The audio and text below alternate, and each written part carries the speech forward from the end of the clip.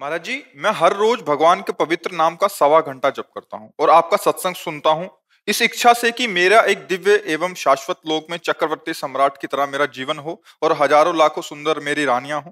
क्या भगवान नाम से ये संभव है? धन्यवाद कोई बात नहीं बच्चा, धन्यवाद है।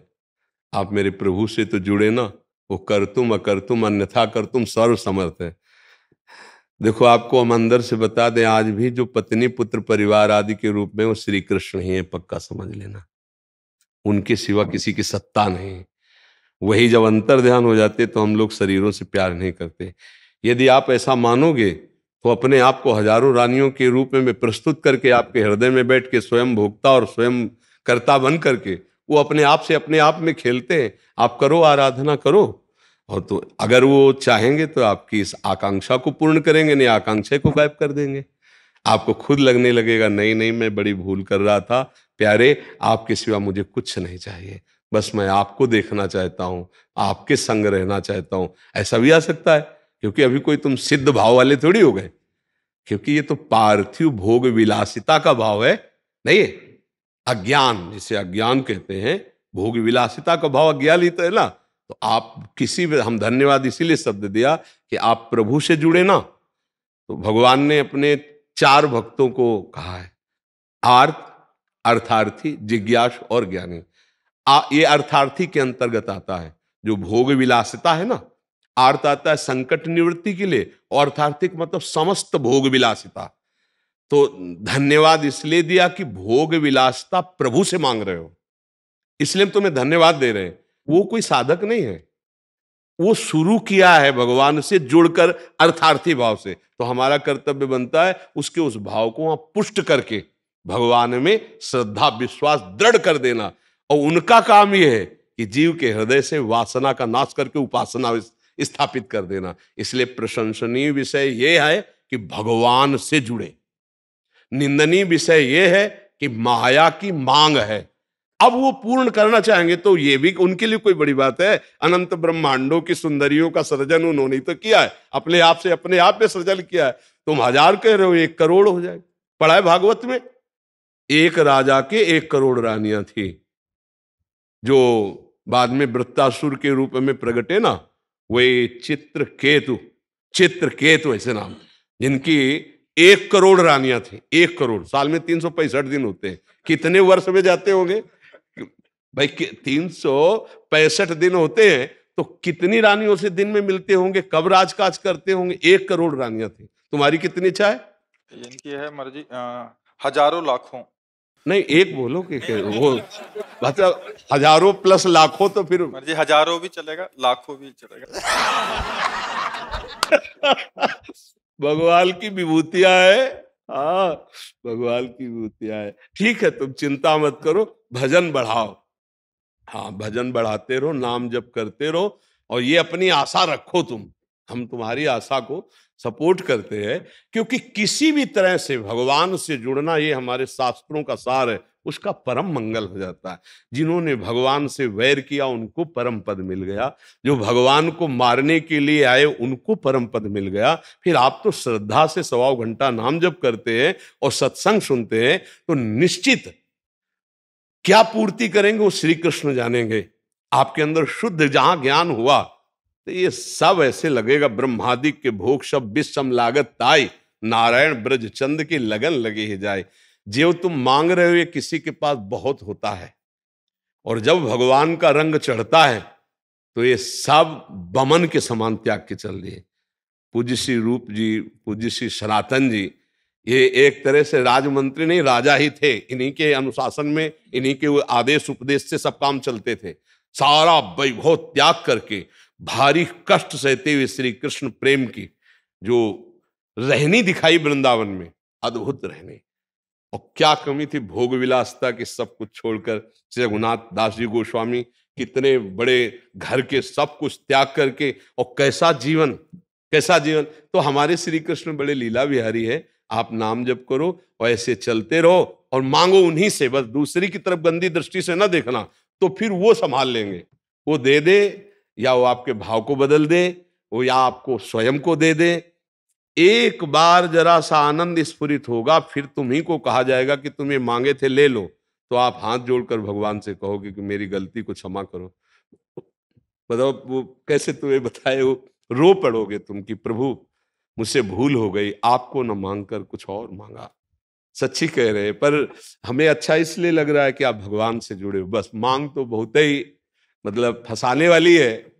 एक जिसकी पत्नी होती है ना, एक परिवार में होता है ना, निर्वाह करना प्रेम का बहुत कठिन हो जाता है। प्रेम का निर्वाह करना बड़ा कठिन है। पति पत्नी आजीवन दोनों प्रेमी बनकर जीवन निर्वाह करें धर्मपूर्वक, बहुत कठिन है। नहीं, एक, दो, तीन, पर वो भगवान के भाव से ही वो ठीक हो जाए। ठीक है, आप संतुष्ट है लो, अब बस और नाम बढ़ाते जाओ। और अब ये किसी से कहना नहीं। आर अर्थार्थी, जिज्ञासु और ज्ञानी, भगवान ने चारों को अपना भक्त माना है। तो हम भगवान, जैसे करदम जी ने जब ब्याह की सोची तो उन्होंने भगवान से पत्नी मांगी, भगवान से कि मुझे मेरे अनुरूप पत्नी चाहिए, और 10,000 वर्ष तक तपस्या की। महाराज मनु की पुत्री देहूति जी से, जिनसे भगवान कपिल देव जी का प्रादुर्भाव हुआ, वो इतनी महामहिम, इतनी सुन, तो अगर आपकी आकांक्षा है तो मेरे श्री कृष्ण उसकी भी पूर्ति करेंगे, बस डट के भजन करना पड़ेगा। अब लाख के लिए तो ज्यादा ही करना पड़ेगा ना। अब एक की बात होती तो चलो 1.25 घंटे में चल जाता, अब लाख तक के लिए तो 24 घंटे आना पड़ेगा। और हम पक्का कहते 24 घंटे भजन चलने लग जाए तो फिर अगर रो के आप ना कहोगे यही बात की महाराज मुझसे गलती हो गई, मुझे बिल्कुल नहीं चाहिए, अगर ये ना निकल पड़े तो हमें बता देना, बस भजन होने दो। क्योंकि एक स्वाप्निक कामना है, ये स्वाप्निक कामना है। देखो, आप लाख हजार की बात कह रहे होगे, स्वर्ग में करोड़ों ऐसी अप्सराएं हैं कि अगर एक उतर आवे ना यहाँ मृत्यु लोक में तो मूर्छित हो जाते हैं बड़े बड़े ऋषि मुनि देख के। तुम लोग तो मतलब टिक ही नहीं सकते 1 मिनट। जो जितेंद्री हैं उनकी हालत खराब हो जाती, इतनी सुंदर है। इतनी सुंदर अप्सराओं का स्वामी देवराजेंद्र है। वो देवराजेंद्र एक महात्मा की पत्नी, गौतम ऋषि की पत्नी अहिल, वहां गंदी दृष्टि करने गया नहीं। तो इससे क्या पता चलता है कि करोड़ों अप्सराएं होने पर भी वो भोग वासना का जो अंदर राक्षस बैठा होता है वो कभी तृप्त नहीं होता है।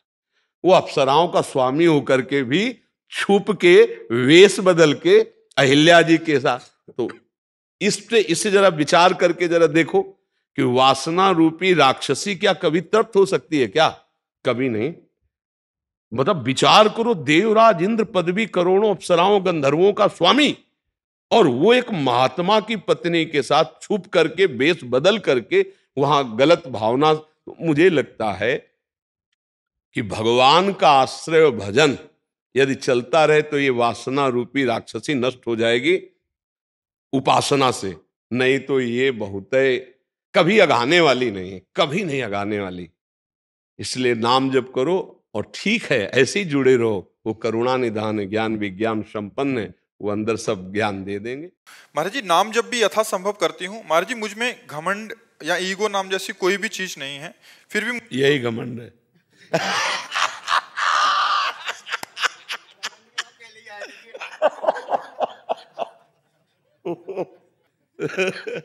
मरीज कह रहा है डॉक्टर से मैं बीमार नहीं हूं, डॉक्टर कह रहा तुम बीमार।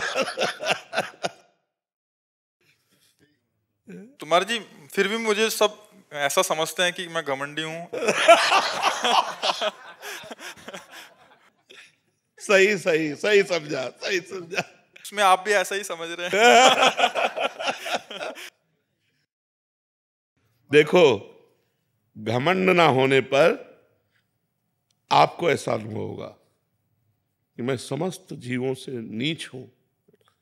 देखो, हनुमान जी महाराज को कोई घमंड नहीं, तो विभीषण से कैसे कह रहे हैं? भगवान के महान भक्त महाबली है, जय गिर चरण दे हनुमंता, चले सुगा पाताल तुरंता, जिम अमोघ रघुपत कर बाना, यही भात चले हनुमाना। बुद्धिमताम वरिष्ठम ज्ञानिनाम अग्रगण्यम, बलों में महाबल, महाबली हनुमान परम ज्ञानी। क्या कहते हैं? असमय अधम सखा सुनो, मोहू पर रघुवीर। मैं ऐसा अधम हूं प्रात ले जो नाम हमारा, 30 दिन ताई न मिले हारा। असमय अधम सखा सुन, ये अभिमान रहित वाणी।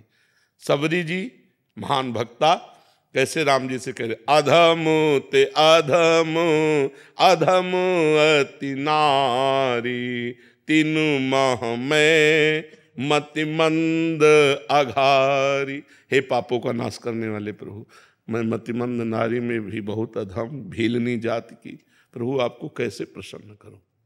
हे भगवान मेरे में अहंकार नहीं है, ऐसा आज तक एक भक्त ने नहीं कहा। यही अहंकार का लक्षण है कि आपने कैसे फाइनल कर दिया कि आप में अभिमान नहीं।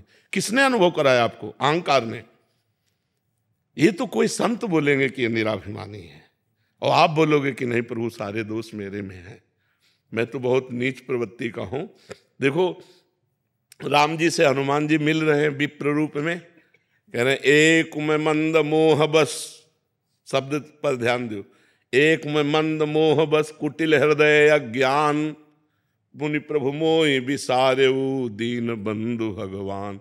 मंद कुटिल अज्ञानी अपने को कह रहे हैं, वहां कौन? ज्ञानी नाम वरिष्ठम बुद्धिमताम वरिष्ठम। ऐसे तो किसका प्रश्न था? हाँ अभी संभाल करो, ऐसा शब्द अभिमान जनित है। ये किसने अनुभव किया कि मेरे में अभिमान नहीं? अनुभव किसने किया? किसी ने प्रमाणित किया आपको? आपने, आपके मन ने प्रमाण, आपके अभिमान ने प्रमाणित कर दिया। ये शास्त्रीय शब्द है कि जो ऐसा बोलता है कि मेरे में अभिमान नहीं है, यही अभिमान उसके अंदर है। देखो गोस्वामी तुलसीदास जी लिख रहे हैं, जो मैं अपने अवगुण कहूं, बाढ़ई कथा पार नहीं लाहूं। मैं अगर अपने अवगुणों की कथा कहूं तो पूरा एक ग्रंथ लिख जाएगा। गोस्वामी जी कह रहे जो अभिमान रहित महापुरुष है उनका हृदय ऐसा होता है। तपन रूढ़ जी। राधे राधे। राधे राधे महाराज जी। महाराज जी मैं आपसे जानना चाहता हूं कि शास्त्रों के अनुसार विवाह की संपूर्ण विधि क्या है, अर्थात कन्या को देखने से लेकर विवाह संस्कार पूर्ण होने तक कौन कौन से शुद्ध और शास्त्रीय विधियों का जो पंडित विवाह कराते हैं ना, ये प्रश्न तुमको वहां करने, हमारे नहीं हुआ तो हम क्या बताते।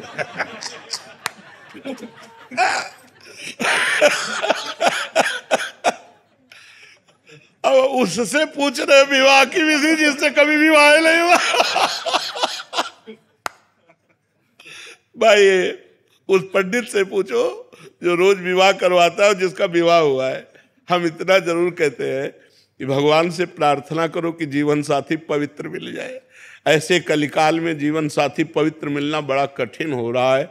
ये जो गर्लफ्रेंड वाइफ फ्रेंड का चला है, इसमें संसार समुद्र से भगवान बचाए, वो ही बड़ा विचित्र संसार से तो बचा। ना तो हमको इसका ब्याह आदि का ज्ञान है और ना हमने कभी पंडिताई कराई है। तो इस विषय को तो जानकारी उससे करो जिसका ब्याह हुआ है। जो ब्याह आदि कराता है वो सब ये बातें हम तो वेदांत, भक्ति योग, अष्टांग योग, कर्म योग, यही बातें जानते। ज्यादा हमें पांडित्य का तो ज्ञान है नहीं। ये तो जो पंडिताई वंडिताई करावे उससे है नहीं। हाँ, इसका हमें ज्ञान नहीं बच्चा, और ना इस विषय में हम कभी गए। बचपन से बाबा जी रहे तो हम इस विषय को जानते। अब जिस विषय को हम जानते नहीं उस विषय को क्या हम वर्णन करें जी। राजन सिंह जी मथुरा से। महाराज जी बाबा पूछ रहे हैं कि आप एक मंदिर में गए और वहाँ एक सूरदास जी मिले, उन्होंने मेरे से पैसे मांगे, मेरे पास पैसे नहीं थे, मैंने मना कर दिया। सूरदास जी ने गुस्सा हो गए और बोले मैं तुझे श्राप देता हूँ कि तेरे को कभी नींद नहीं आएगी, ना ही मल मूत्र का त्याग कर पाएगा, जन्म जन्मांतर दुख पाएगा। महाराज जी इस श्राप से मुक्ति का ऐसे लोगों की बातों का कोई प्रभाव नहीं पड़ता। ऐसा हो तब तो पूरे विश्व को सब लोग त्रासित कर दे। पाखंडी लोगों को परेशान किए हैं। कार से उतरे, दरवाजा खटखटाए और संत वेश में, हम यज्ञ करने जा रहे हैं, हमको इतने 1000 रुपया दो, नहीं दोगे तो तुम्हारा लड़का। और वो घबरा गया कि गृहस्थ आदमी, यार साधु ऐसा, वो साधु हो ही नहीं सकता। जो रुपए के लिए तुम्हें साप दे, जो रुपए के लिए तुम्हें त्रासित करे, जो अपनी कामना तुम्हारे सामने रख दे, वो साधु ही नहीं है। पक्की बात समझो। साधु तुम्हारे हित के लिए, गोस्वामी जी कहते साधुते होए न कारज हानि। कभी संत से तुम्हारे कार्य की हानि नहीं हो सकती। कभी मंगल भवन भगवान के दास के द्वारा तुम्हारा अमंगल नहीं हो सकता। संत तो दर्शन संभाषण से अमंगलों का नाश करते हैं। संत अमंगल कैसे कर सकते? अब उसके दिमाग में बैठ गया कि सूरदास ने कह दिया तो अब ये कुछ नहीं होता बाबा।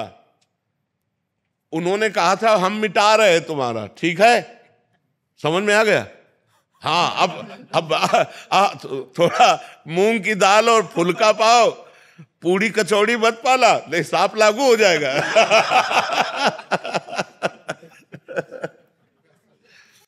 साधक आए थे, वो गृहस्थ में रहते थे, कह रहे लहसुन प्याज, क्योंकि वैष्णव पद्धति में भोग नहीं लगाया जाता, तो कह रहे लहसुन प्याज छोड़ तो दिया 1 साल में, बट जो प्याज की याद आती है ना, मतलब वो क्रिच वो सलाद में जैसा होता था। भगवान की याद नहीं आती, प्याज की। कह रहे मतलब वो याद भूलती नहीं है यार। अगर प्याज यहाँ काटा जाए तो दुर्गंध हो जाएगी, नहीं हो जाएगा? वो कहते हैं कि क्या बात है, मतलब छोड़ तो दिया, बट वो जब उसकी याद आती है ना, मतलब सारा बिरे सता। एक बार प्याज के खेत में ले जाए उसको, और प्याज मन करके कि अब इसी को खा, इसी को देख। एक हमारे अंदर की एक जो चाहत है भोगों की, यही मिटाना अध्यात्म का कार्य। ये मिट जाए तो सब। एक जगह भैया एक किसान हल जोतता है ना, और आधा किलोमीटर दूसरा किसान हल जोत रहा होता है, और उसकी तमाकू खत्म हो गई हो, तो इतनी तमाकू के लिए वो आधा किलोमीटर जाएगा, वहां से तमाकू लेके आएगा, बनाएगा, खाएगा। एक एक चीज बांधे हुए है। जो जिस व्यसन में है, जो जिस नशे में है, वो उसके बिना। अब ये सब वस्तुओं का अपना प्रभाव है, लेकिन भगवान की याद आवे, भगवान की याद में कोई रोए, वो धन्य है, उसका जीवन धन्य है। अच्छा, हम कह रहे हैं कि कोई भी निषिद्ध पदार्थ ना हो, और 56 भोग हमारे ठाकुर जी के लगते हैं। 56 भोग लगते ना, 36 व्यंजन 56 भोग। खूब बढ़िया भोग लगाओ ठाकुर जी को, और पाओ, प्रसाद मान के पाओ, तो वो तुम्हें बाधा नहीं पहुंचाएगा। डायरेक्ट पाने से आसक्ति होगी, और जब प्रभु ने पाया है, तो मेरी श्री जी ने पाया, मेरे ठाकुर जी ने पाया, वो प्रसाद जो है मंगल करने वाला। सबको चाहिए। जैसे आप ठाकुर जी को भोग नहीं लगा सकते, आपके सामने थाल आइए, 1 मिनट ऐसे कर लीजिए, 1 मिनट भगवान का ध्यान कीजिए, और हे भगवान आप पाइए। 1 मिनट में क्या जाता है, रुक जाइए, 1 मिनट थोड़ा भगवान का स्मरण कीजिए, और जय हो प्रभु आपकी, और बस पाओ, हो गया, भोग लग गया। यहाँ भी भगवान बैठे हुए हैं, बाहर भी भगवान को अर्पित कर दिया। तो हमें लगता है कि प्रसाद से बढ़कर स्वादिष्ट कोई वस्तु नहीं होती। देखो, आप मंदिर में इतना पेड़ का टुकड़ा मिल जाए तो कैसा लगता है। गांव में जब सत्यनारायण की कथा होती थी ना, तो पंचामृत और पंजीरी बटती थी।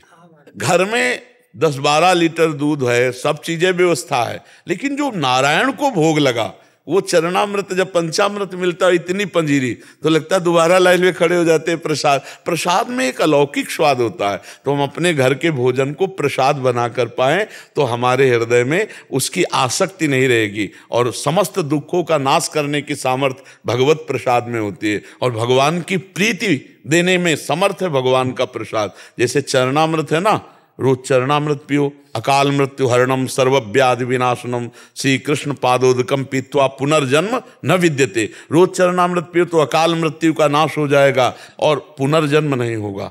ये बड़ा प्रभाव है चरणामृत, भगवान का प्रसाद, भगवान का नाम। इन्हीं के बल से तो हम माया पर विजय प्राप्त करते हैं।